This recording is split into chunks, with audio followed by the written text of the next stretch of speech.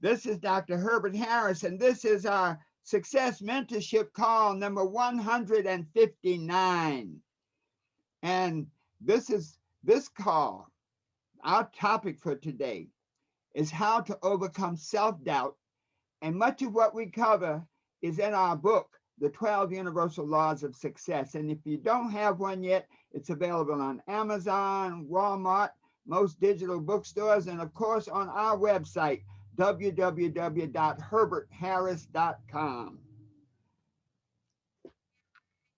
This is a topic that we've really been working on for a while, because one of the things that we see is that last week we were talking about how to make right decisions, how to make better decisions. And once we think about this, how to make better decisions, one thing comes up, and that is self-doubt. Because as you begin to make decisions, there's always that point in which you're not sure of yourself, when you may have a doubt that you're actually doing what you're supposed to be doing and that you're doing it right. Doubt is really worse than procrastination. At least procrastination, you put off until tomorrow what should have been done yesterday. But doubt can stop you flat out in your tracks. Doubt can literally undermine everything you're doing so that you don't get anything accomplished. Shakespeare had a beautiful quote, and he said, "Our doubts are traitors and make us lose the good we oft might win by fearing to attempt." Let me go over that again. Shakespeare, "Our doubts are traitors and make us lose the good we oft might win by fearing to attempt." And that's it. That's the power of doubt. That's what doubt can do to you, can do to us, can do to anyone who entertains it and permits it to run your life. Whew. This is such a powerful message today. Let us get prepared. Let us get set up. Let us do our meditation. Just sit straight up in your seat for a moment. Put your hands flat upon your knees. Take a deep breath. Let it out slowly. Take a deep breath. Let it out slowly. Let us affirm, I am at peace with myself. Let us say that together. I am at peace with myself. Once more. I am at peace with myself. Take a deep breath. Hold it. Let it out slowly. My mind is open, receptive, and ready to learn. Let us affirm that together. My mind is open, receptive, and ready to learn. Take a deep breath. Hold it. Let it out slowly.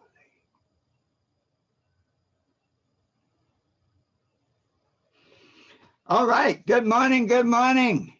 Let's see. Tyrone, come on, join us today. Thank you for joining us. Today, this topic, how to overcome self-doubt, is a profound topic because self-doubt can paralyze you. Self-doubt can stop you in your tracks from accomplishing the things you desire to accomplish. Self-doubt is really a lot like a weed. You know, we live in a world that is constantly moving. We live on a sea of change. We live on a sea of transformation. So each and every day, the world keeps moving exactly. Let me take care of our guests. We have a lot of people joining us today. And let me just mute everybody. Beautiful. Okay. You know, those of you who are watching on Facebook or on Instagram, I'm glad you're there. But we have a whole group that's watching on Zoom, our Success Mentorship Network group. And so the advantage of being in the group is we get a chance to discuss and talk about the message today. So you may want to check that out and click on the link, the Patreon site, patreon.com, Success Mentorship, successnetwork.com, patreon.com/Success Mentorship Network. All right, so everybody's in, yes. Okay, thank you so much. So let us just move along. And so since we live on a sea, we must think about life as like a great a sea that is constantly flowing. And so whenever we choose not to do things, whenever self-doubt paralyzes us so that we can't take action, we literally flow along with the sea. So whatever the world mind is, be it positive or negative, if we don't affirmatively take action and do things, then we literally get swept along with the sea, according to whatever the world has in mind for us. Self-doubt is interesting because I think most people experience it from time to time. There's that hesitation. I love to watch sports because especially basketball, because so often you see that situation where it's like a half a second left and somebody takes that last shot and they either win or lose based on that shot. When you have doubt causes hesitation. It may be just a fraction of a second. It may be 100th of a second, a millisecond. But the moment you permit doubt to come into your mind, it takes up a certain amount of time. And that amount of time that it takes up may cause you to lose your rhythm. I love to watch Michael Jordan, and one of the things he says that as a matter of fact, he said, I have missed more than 9,000 shots in my career. I lost almost 300 games. 26 times I have been trusted to take the game-winning shot and missed. I failed over and over again in my life, and that is why I succeed. So when you have that moment of doubt that creeps in, it can literally throw your timing off so that you're not able to be in the rhythm for success.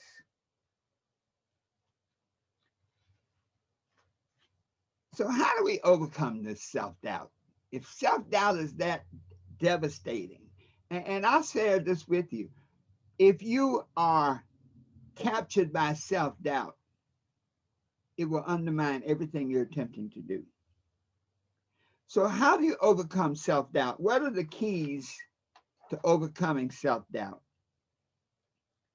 There are 10 keys to overcoming self-doubt. And the first key is to realize that doubt is a negative emotion. Let's go even further. Doubt is a weed. And as a weed, if you permit it to grow, it will consume your garden. Sandra is a gardener, and whenever she's in the garden, she's always pulling up weeds. No matter what, she's always looking down and pulling up weeds.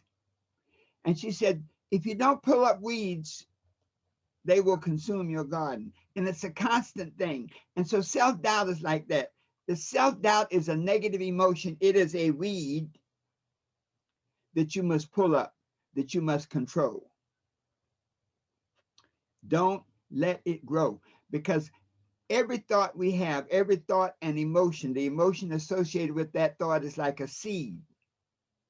And so when we plant that seed in the garden of our consciousness, it will always manifest. So if we plant flowers, in other words, plant positive seeds, good ideas, good people, good relationships, then it creates good flowers, good ideas, good relationships. It manifests congruent with the nature of the seed. But if you plant negative seeds like self-doubt, if you wonder if you can get it done, it can literally take you out.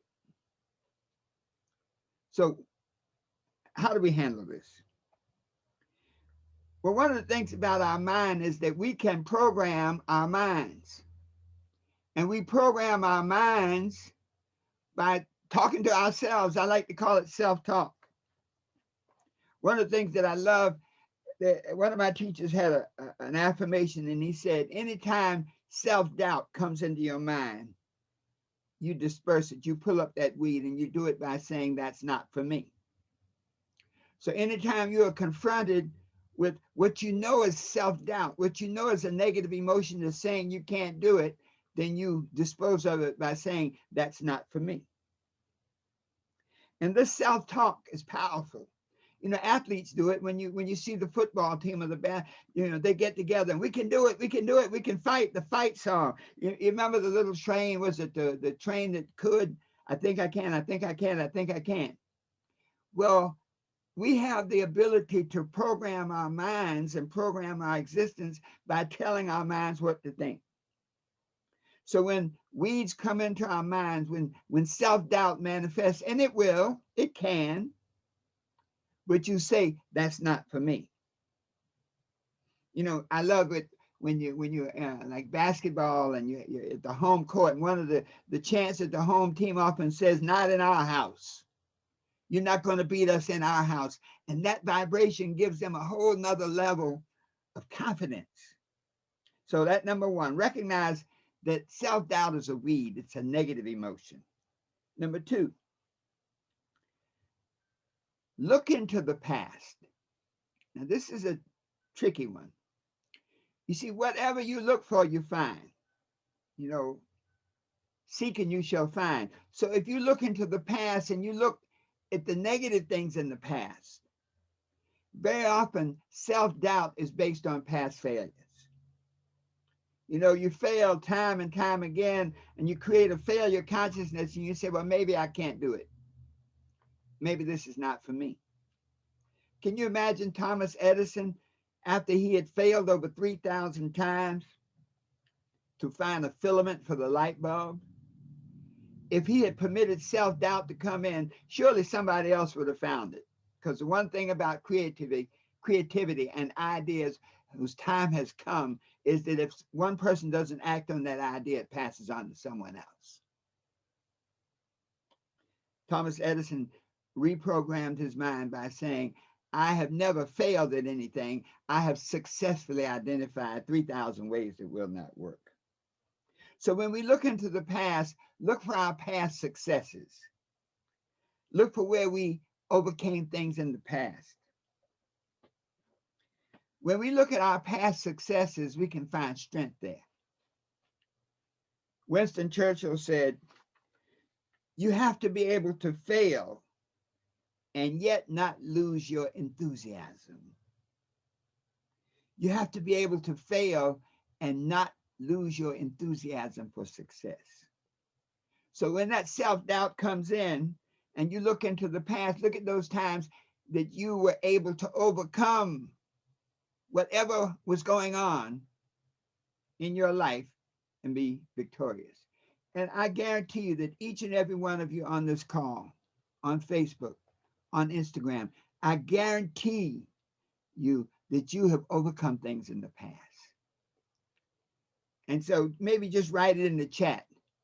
I have been victorious in the past. I have been victorious in the past. You see, that reprogramming helps you now neutralize this emotion of doubt. So number two, look for past positive outcomes where you were victorious. Number three, talk to someone else about it. Michael Jordan had a coach. And I'm sure there were times when he couldn't hit the side of a barn with the ball. You know, he grew up here in Wilmington, went to the high school here in Wilmington, and he was not that great. He was not that tall. I mean, I think he's what, 6'5", 6'6". So but he had something inside that made him say, I am the greatest. I can do it. Midnight says, I have been victorious in the past. Thank you. And so when you get help from somebody else, be very careful. Never get a coach who has never played the game. When you ask for help, look for somebody who's been there. Look for somebody who's faced the same challenges you've had and that you can say, hey, how did you overcome it? That night, when it was late that night and you realized that all seemed to be lost, what made you get up and fight another round? You know, talk to someone like Muhammad Ali when the rumble in the jungle, okay? When he was not really in top shape and he was fighting for the championship, what did he do? He said, I'll outlast him. I'll let George Foreman punch himself out until he has nothing left, and then I'll dispense with him. So Ali can tell you that. He can say, man, all you got to do is don't go down. If you want to win, just don't lose, no matter what, because sooner or later that person is going to wear themselves out, and then you win. So talk to somebody who's been where you want to go. Talk to somebody who can show you the way, who can give light to it.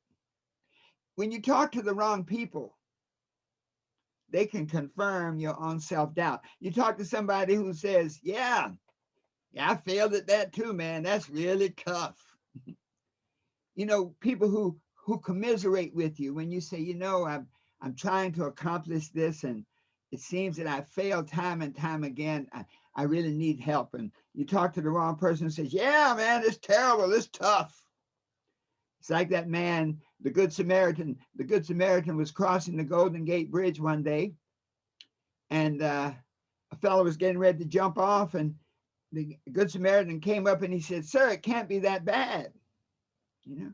But after the person standing on the bridge started sharing all the negative things and how the world was wrong and the people hated him, the Good Samaritan bought into it, and they both jumped off the bridge. So be selective in who you share your doubts with. Be selective in who you seek out to give help. It really gives us a greater lesson. Surround yourself with people who are better than you are, who know more than you are, who have more assets or more money than you have, who've been places you have not been. So it's very important that you surround yourself with people who can help you, because there will come a time when you need to counsel and to talk with someone. I told my son, if you're the smartest person in the group, you're in the wrong group. Number 4.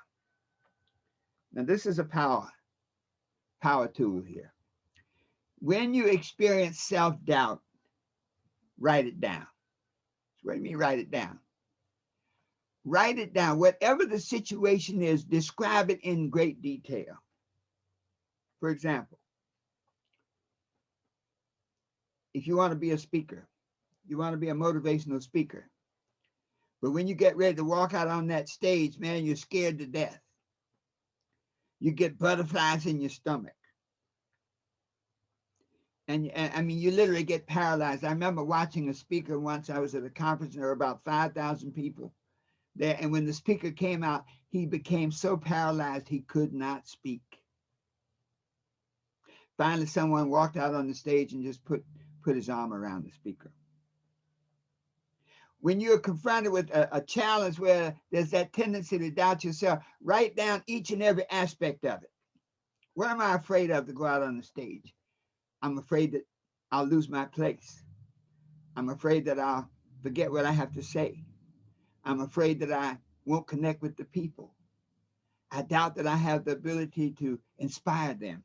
That once you write all those things down, one of the things you'll see is that it wasn't that bad. You know, Montaigne once said, my life has been filled with terrible misfortunes, most of which never happened. Once you write it down, it gives you an idea of what it really is. And you say, well, you know, if they don't like me, so what? I've been paid already. Okay. If you think you're going to lose your place, you have that self-confidence, well, I can wing it. They don't know what I'm going to say anyway. So if I leave out some of the points, the audience won't even know it. What am I worrying about? So this idea of writing it down helps you take away some of the scariness. In this writing down, something I suggest that all of us do is each day make a list of the things, the good things you did, the good accomplishments that you did, the jobs that you fulfilled, the good people that you met. Whatever good happened to you, whatever good you experienced, whatever good you performed that day, at the end of the day, write it down. Because think about this. When self-doubt comes at you again, remember we said, look in the past. Well, when you write it down, you can look in your notebook and say, you know what, I've been here. I've done this and I got a t-shirt to prove it. I can move on. Those of you who are listening today, I implore you, every evening before you go to bed, make a list of all the good things you've done. Make a list of your accomplishments. Make a list of all the flowers you encountered during the day. This list will form a foundation and be a power tool for your future. Number 5. This is something my dad told me. My dad was a great philosopher. He had no degrees. As a matter of fact, I concluded at one point my dad really didn't read that well. But he had a lot of common sense, and he said this. He said, realize, he said, people don't really care about your situation. So step 5 to overcome self-doubt is to recognize that people don't really care about your situation. My dad said, don't share your problems with people, he says, because half of them don't care. And the other half are glad you got the problem. Once you recognize that other people don't care about your situation, you're literally free now. You don't have to be fettered or chained by other people's expectations. As that speaker, when you walk out on that stage, you say, I'm going to let it rip. Kaylin says, true. Thank you so much, Kaylin. You say, I'm going to let it rip. I'm going for it. And there's something about choosing that freedom. It's something about not letting other people's expectations become the chains that hold you down. People, there was a saying, it said that people who can't fly criticize those who can. People who can't dance don't understand those who can hear the music. And so once you realize that what other people say and do has no effect on you, you're free. Number 6. When you're challenged with situations, and you know when it comes, when you're sort of sitting there by yourself and you have a decision to make and you're wondering if you're going to do it right. Number 6 says, go to a higher authority. Einstein said you cannot solve the situation, you cannot solve the problem at the same level of consciousness that created it. So when I say go to a higher authority, get around some people who've been where you're trying to go. You know, one of the laws of the mastermind says that when 2 or more gather on one accord, I am among them. So if you're feeling down and defeated, get around somebody who's feeling up. Get around somebody who's excited. Go to a higher authority. Have motivational messages, motivational tapes, certain books or passages that you read. There's a tape by A.L. Williams. A.L. Williams was the founder of one of those insurance marketing programs years ago. and he had a motivational tape, and it was called Just Do It. And sometimes you need to hear that. And he said, no matter what it is, if nobody shows up, just do it. If it's a terrible rainy day, just do it. If the crowd around you tells you it's impossible, don't worry about it, just do it. And so this higher authority, develop for yourself positive words, things that you can read over. Many times people, when they face a challenge, they'll read the 23rd Psalm. So have your 23rd Psalm. Have those things that you can read, those tapes that you can listen to, those audios that you can listen to, those people that you can be around who can uplift you when you doubt yourself. Number 7, realize that all setbacks are temporary. No matter how bad it seems, no matter how dark the night, the day always comes. That's a part of the law of life. That all setbacks are temporary, just like with the weeds. Weeds may grow, but if you pull them up, you can eliminate stuff. That even though the weeds may overgrow your garden for a while, you go out there with a rake and a hoe and you can eliminate that situation. Many times when you have a setback, it's to prepare you for the next level. You see, we have to be tested. We are like diamonds. The difference between a diamond and a piece of coal is pressure. The chemical composition of coal and diamond is basically the same, but a diamond is coal that has been put under extreme pressure. So when you have setbacks, it may be the pressure that you need to become the person that you must become to go where you want to go. Willie Jolly says, every setback is just a setup for a comeback. I'll say that again. Every setback is a setup for a comeback. Number 8, sharpen your skills. As we are going through the different experiences of life, we know what we're good at. We know what we're not good at. And so when you have that moment of self-doubt, if that doubt is based on your lack of skill, when in your mind you've said, I'm not really that good at writing, I'm not really that good at selling, I'm not really that good a student, whatever it is, that work on your skill level. One of my great friends, Jill Pearson. Jill is a marketer and a trainer, and one of the really best out there. I mean, she's excellent. And one day we were talking, she said, well, I practice. I'm like, you're one of the top speakers. Why would you practice? She said, because I want my skill level to always grow.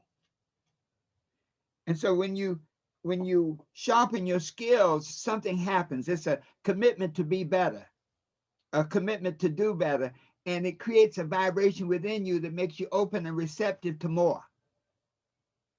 So as your skill level grows, your ability to do more grows. And as your ability to do more grows, you need more skills. Number 9. This is a biggie, folks. Don't beat yourself up. When we are confronted with decisions, situations, and we have doubt, don't beat yourself up if you've made wrong decisions in the past. Don't beat yourself up if things don't work out the way you thought they would. Never acknowledge failure. You see, when you beat yourself up, it literally destroys your initiative, because now you're piling on negativity on negativity. When you beat yourself up for failure, you're like planting weeds. And if you plant weeds, they will consume your garden. So don't beat yourself up. Recognize that everything is for a purpose, that you either succeed or you learn more. And in any event, you're better off. And finally, number 10 is to realize that you can always course correct. They say success ain't permanent and failure ain't final. Success is a continuous realization of a worthwhile purpose. And failure is a continuous learning process to help you get better. The fact that you can always course correct is powerful. The second law of success says, be not conformed to this world. In other words, whatever the situation is you're confronted with right now, don't worry about it. Be not conformed to this world. You don't have to stay stuck there, but be you transformed by the renewing of your mind, by thinking a new thought, by reprogramming your consciousness, by taking control of your emotions, your thoughts, your instincts, and everything, so that you can have the self-discipline to do what must be done. So how do we overcome self-doubt?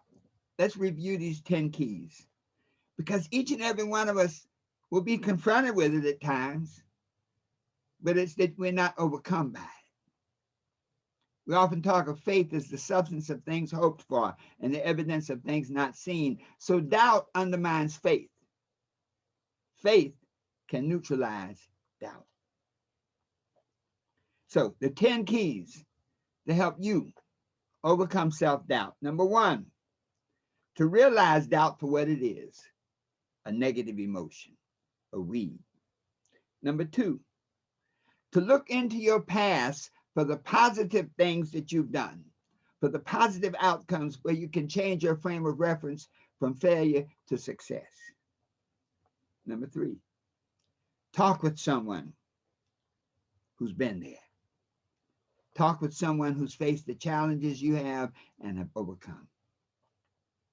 Number 4, write it down. Whatever the confrontation is, whatever the things you doubt yourself about, to write it down. What is it about it that makes you doubt? What is it about it that causes you fear? What is it about it that causes you unrest? Number 5, realize that most people don't care about what you do or what you do not do. To free yourself from other people's opinions, whether it's criticism or even if it's complimentary. Even if it's complimentary, free yourself from that. Interesting.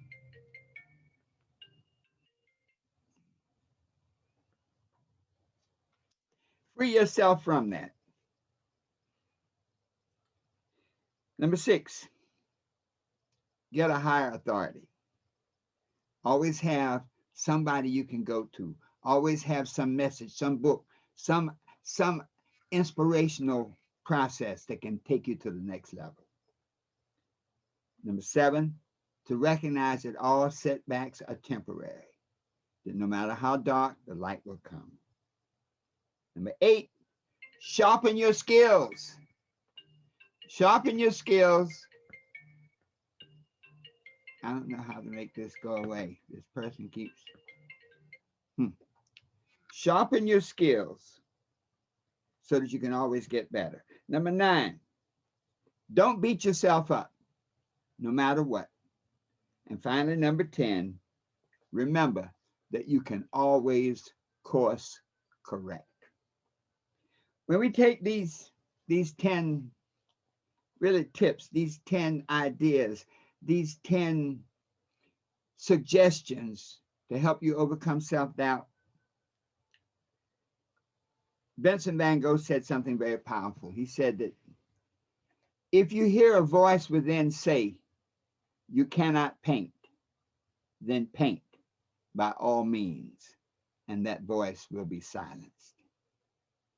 If you hear a voice within you that says you cannot do it, that makes you doubt whether you have the ability to do it, then do it, and it will be done. Action neutralizes doubt. These 10 steps can help you overcome self-doubt, can help put you in a position where you can write your goal. You can make a plan. You can take action. And you can know that every time self-doubt creeps in, you have the ability to say, that's not for me. Every time we hear a negative comment, we can say, that's not for me. When we can do this, when we can overcome self-doubt, there's nothing we cannot accomplish. We can spread our wings and fly to our dreams. We have the ability to be whatever we want to be, do whatever we want to do, and have whatever we want to have by taking action with confidence and faith that we can accomplish whatsoever we say. Always knowing that the best is yet to come. Thank you. Thank you so much. Purpose University, thank you for joining us today. My good friend, thank you so much for joining us. So many of you have joined us on Instagram and Facebook. Once again, I want to thank you for being with us. As we close out the message today, all of our Success Mentorship classes are on our Success Mentorship Network. And love to have you a part. Now that we're completing, those of you who are on the Zoom, now we're going to have discussions and talk about the message we heard today. You can be a part of that. Go to www.patreon.com/Success Mentorship Network. Once again, this is Dr. Herbert Harris saying, be what you want to be, do what you want to do, and have whatever you want to have, always knowing that the best is yet to come. And so it is. Those of you online, stay online on the Zoom.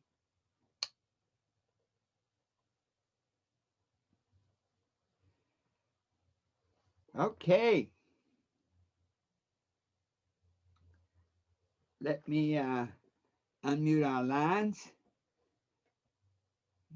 Let's see here. Let's see. You can unmute yourself by pressing *6. Good morning. Good morning. Good morning. Good morning. Good morning. Thoughts, feedback, questions? Yes. Excuse me. Peaceful greetings to you, Brother Dr. Herbert Harris, and all the family that's tuned in. What a enlightening and informative subject you gave today. And I want to thank you so much for being so disciplined in your delivery. The phone rang a couple of times and you kept your concentration. And also, I like your haircut too. Make it look 10 years younger. But Thank you. but I'm gonna do my best to try to be more consistent and be on every Saturday, because it's like a flower getting water and being in good soil and getting sunshine. That's we study nature and we can study ourselves, because that's the way the Lord made the creation, is good things bring good. So you gave a good word, and keep giving it, and I'm gonna keep reading your books, and I'm keep spreading your word. And matter of fact, I have a business conference call at 9 o'clock. I'm gonna veer off my original subject, and I'm gonna use your subject today, because I've been blessed to be able to take copious notes, and I'm gonna use your subject today to help inspire my business partners to do better. Thank you. Thank you. Thank you so much. Wow, that's the purpose. You know, Yes, each of us becomes teachers of the world, and it's so Yes. important. Thank you. Thank you so much. Yes, All sir. right. Any other questions, thoughts, feedback? Dr. Harris, this is Mary. Yes, Mary. Sometimes it was an interesting lesson, and it was a good lesson. Sometimes when you're experiencing self-doubt, it's hard for you to come out of it. Even though you have a coach or you have someone who's more experienced who talks with you and you talk with them, it's hard to let go sometimes. How do you get people to let go? And I'm saying this not just for myself and about myself, but others. And I know that sometimes we don't want to admit our shortcomings, but I also realize unless you're willing to admit that you have done something, you can't grow and move forward. Thank you so much, Mary. That's a powerful question, and there's a number of ways to just share some insight on it.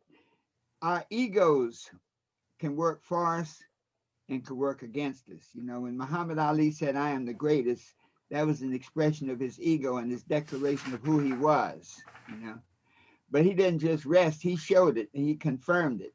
So many times, our ego can shut us down, can keep us from hearing um, and seeing some of the good that we can partake of. Example, many times in like network marketing opportunities, you'll hear people get up and they'll share how they've been successful, they've been able to do this, that, or the other. And sometimes our ego and jealousy will cut us off and say, well, you know, like they're not all that, okay? Um, they're probably not happy. You know, I heard an affirmation or a statement once that rich people are not happy. I've never heard a rich person say that. Okay, so, so the poor people say that. Okay, but rich people never say that. And so that idea of our ego closing our ears to the good, to the truth, can keep us away from, can make us stay stuck in that situation. Also, it may be indicative of a deeper hurt. You know, I know sometimes we can have an esteem issue, a self-esteem issue that's so deep, that goes back so far in our childhood, that we have accepted it almost as gospel. Then, you know, Latrell Sprewell was a basketball player with great talent. I'll never forget, they did a commercial. I don't know why his agent let him do this commercial. And the commercial had a young lady, and she was talking about, you know, I think something that how good the French fries were, or how good her life was, just talking about positive things. And Sprewell was there. He said, yeah, success is only failure waiting to happen. And so there was something so deep in his self-worthiness, and it played out. I don't know whatever happened to his career, but to have a thought like that, to even to permit himself to, success is failure waiting to happen. And so sometimes we can get that feeling of lack of personal worthiness. I know when we are raised, sometimes we may be raised with very critical parents. And I mean super critical. Everything you do is wrong. You can never do anything right. And that can create such a negative impact on your self-esteem that even when you see the good that's possible, when you have a coach that tells you, that negative record is still playing inside. And so it's just one of those things that we have to seek it out. If everything else fails, then the place to go look is go look in the mirror and say, what is it? What is that thing that is there in me that's keeping me from moving forward? And you'll find, most of us will find, it's something that was put there long ago in our childhood by our parents, by the people around us, by the environment. And once we see it, we can deal with it. I hope that was helpful, Mary. Yes, it was. Thank you. Thank you. Any other questions, thoughts, or feedback? Yeah, just quickly, brother, Herbert. Yes. Latrell Sprewell actually lost his temper years ago in a practice where his coach was named PJ Carlissimo, and he basically put his two hands around the coach's neck and lost his emotions. And Wow. ever since that occurrence, that kind of tainted his. He was a great player, but that tainted his career and kind of blacklisted him in the league. But I just want to throw that in there because Yeah. I watch a lot of basketball too. Yeah. Yeah. That's interesting. Yeah. Mhm. Wow. Mhm. Thank you so much, Tyrone. That's so that may have been only, yeah. Yeah. Yeah, that was Yeah. success waiting for But failure. there he went. So he really lived that message. Yeah, he spoke it into existence. Wow. Thank you so much. I'm reading up on Sprewell, and the very next day they avoided his $23 million contract. Right. So Wow. yeah, 23.7 million over 3 years, and the NBA suspended him for a full year. Right. Right. And then it kind of went downhill from there, reckless driving and some other, instances and things that occurred with him. That's right. I'm thinking, Doc, when you were talking about the ego, the thin line, the thin line between love and hate, the thin line between, I once read a book and it said, God doesn't want you to get rid of your ego. God wants to harness your ego to accomplish what is in his will. And the notion that, when you turn off the volume of others so that you can listen to the still voice within, and you're also, people that are accomplishing great things, they have this belief system that some people will say is ego, but it's them believing regardless of the circumstances in front of them. So could you just balance out in your mind for us the notion of, the ego being harnessed by God, harnessing the ego to accomplish in lieu of not listening to the voice of others, to remain true to oneself until you accomplish the goal that you have in front of you. Wow, that's a power. That's a lot of unpacked stuff there, Doc. It's very interesting. That ego works both ways, as you were saying. That it can make you open and receptive, or it can make you closed. Uh, it's funny. Ego is like a concept of self, and when you see that concept of self, where you see it as separation, where you literally are not a part of, let's just say, the human race. I am the greatest. I am the only one. Only me. You have someone like the former president, where there's the whole world is centered around their concept of what is. And then you have that aspect of ego that says, I am a part of I'm connected to all that is, where there's a recognition that everything you do impacts everybody else.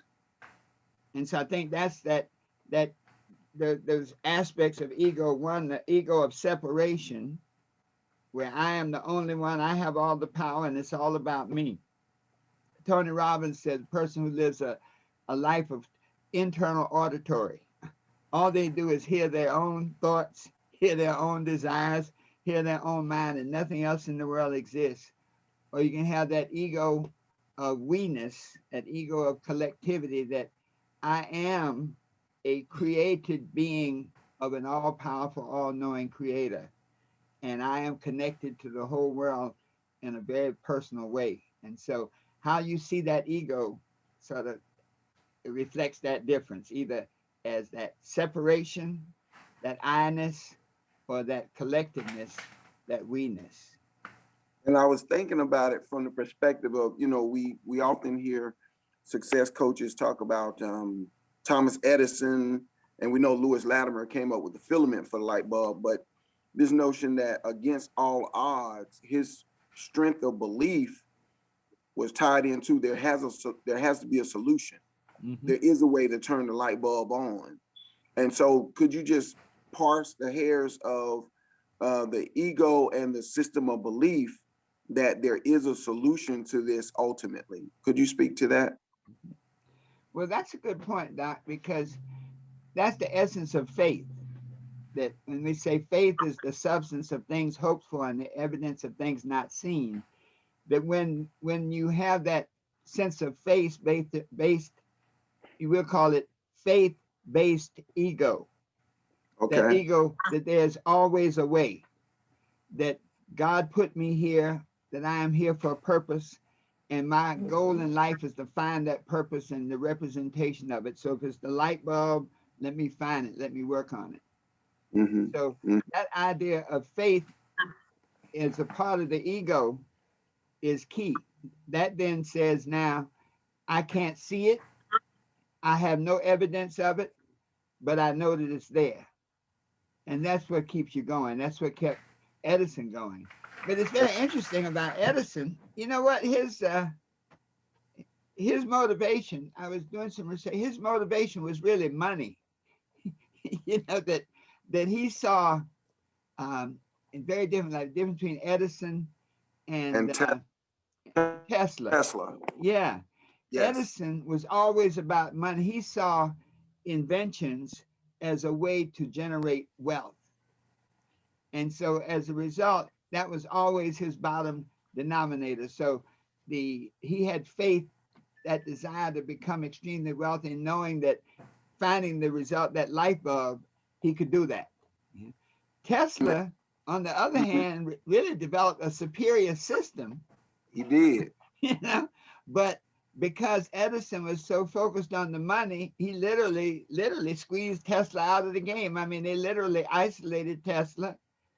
They threatened him with lawsuits. That one of his patents was just validated like 30 years after he was dead.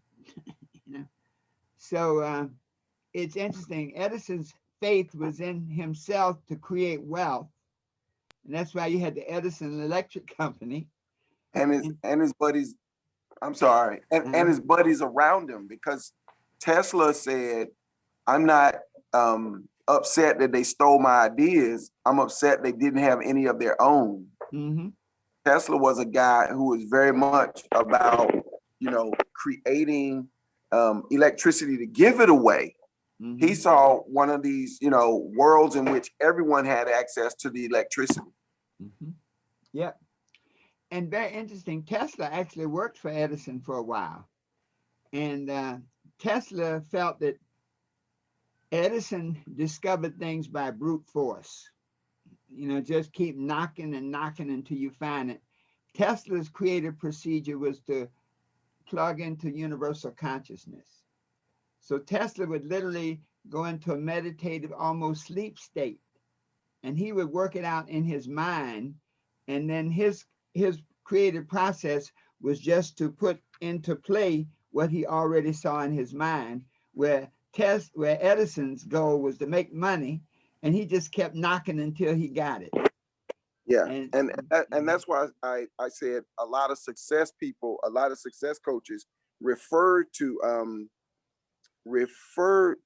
Edison, but this notion that Tesla had, regardless of whatever other voices were saying, God had given him a vision, and he was committed to bringing his vision to fruition.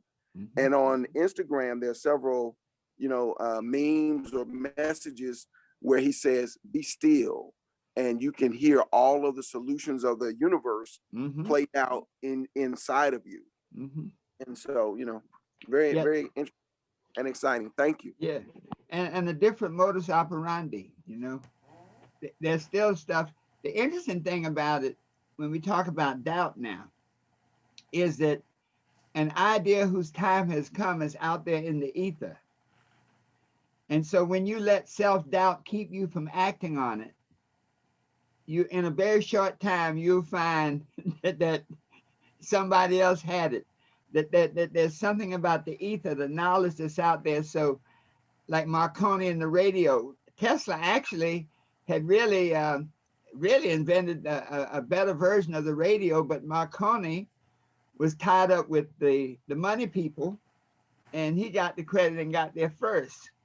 So for our own personal things, there's so many times we have ideas, and if we let self-doubt keep us from acting on them, they'll pass on to someone else.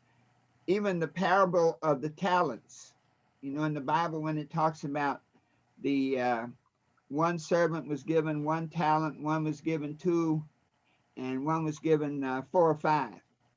And the one who was given, let's say, 4 talents, he multiplied them, he doubled them. The one who was given 2 talents, he multiplied them, he doubled it. The one who was given 1 talent said, "I know you're a tough master, and I didn't want to lose it, so I buried it.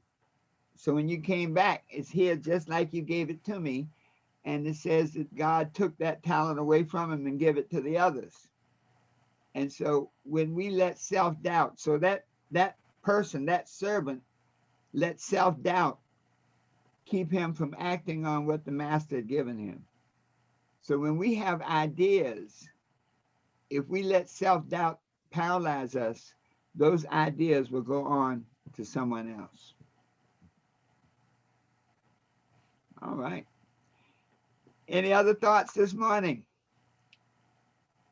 All right, folks. Well, we start off, it's amazing. This is May 1st.